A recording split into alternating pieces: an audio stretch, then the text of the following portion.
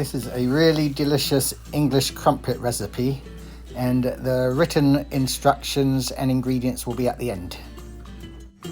So it appears to have a nice gluten makeup in there, and I generally pour some into the jug because it's very easy to pour into my little rings there.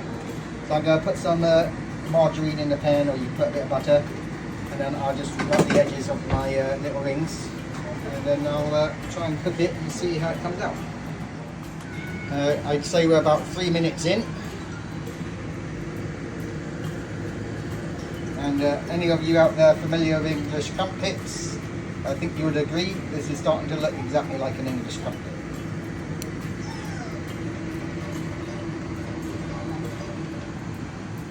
Now, the object of the exercise is you don't want them to overcook on the bottom, and there's nothing wrong with helping pop a couple of the bubbles on the top, like so. Although you don't want to try and do that too soon, because then the hole will just fill back up with batter.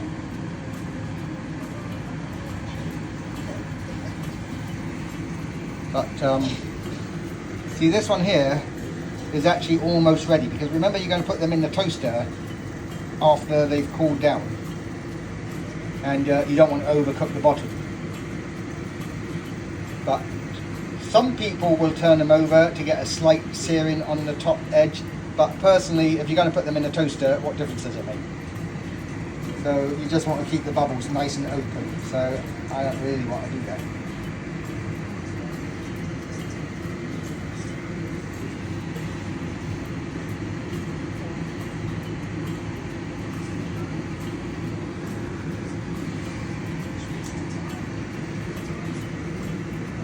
Anyway,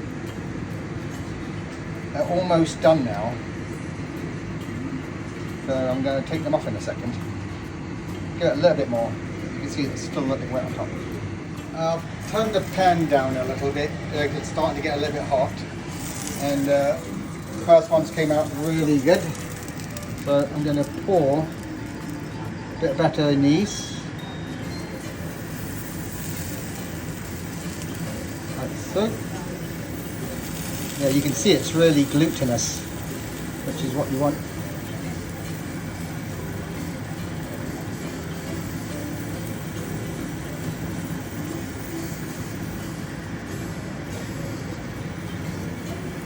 So they came out these rings really easily,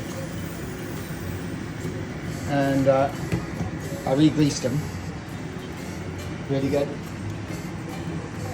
And there's a little bit more heat in the pan now, where I've turned it down.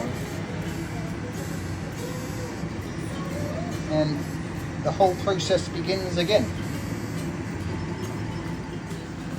Now, like you'll see from my written recipe, I've put that you can use water or milk in the recipe, or you can use 50-50, or a variation of the two. But in this particular recipe, I just used water.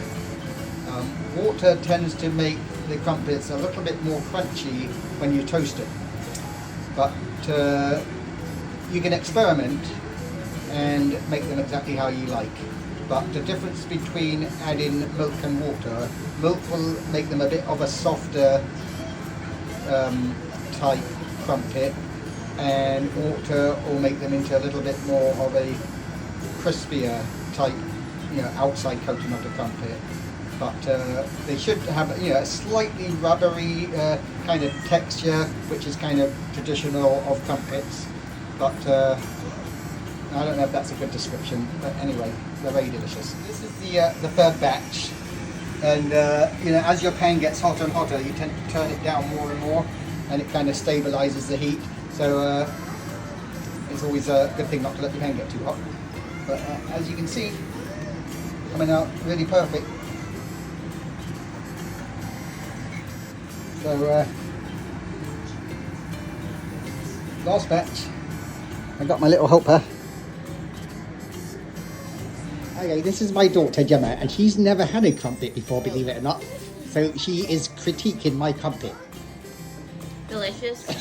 Nice crunchy bottom, soft and spongy on the inside. Very good, Dad. Good. Excellently done. second one. Yeah, she was not keeping to her diet today, but the first one was so good she had to have a second one. Ruined it. Right, what you can do is, before you take them out of the pan, you can just turn them over for about 5 to 10 seconds, just to do that to the top of them, which also is a nice thing to do. It kind of just gives them that slightly golden look on the top, but not really necessary.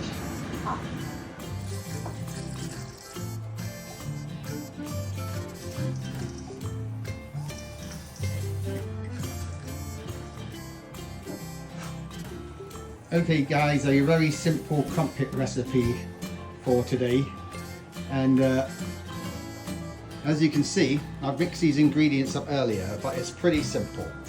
And so that's 2 cups of flour, 1.5 cups of fluid.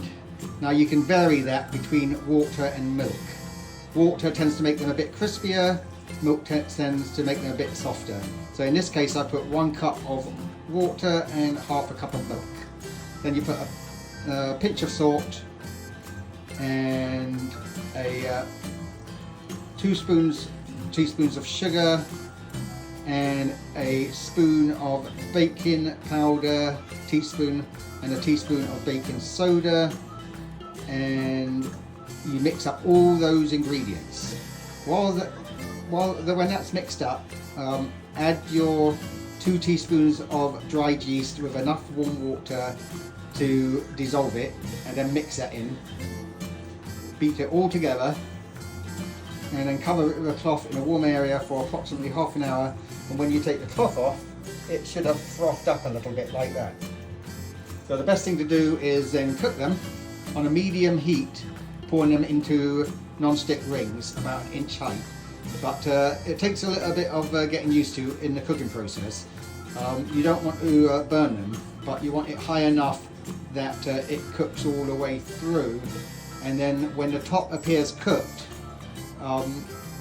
you take them out. You don't have to turn them over, because what you're going to do is, when they cool down, then you're going to put them in the toaster, and that will finish cooking them.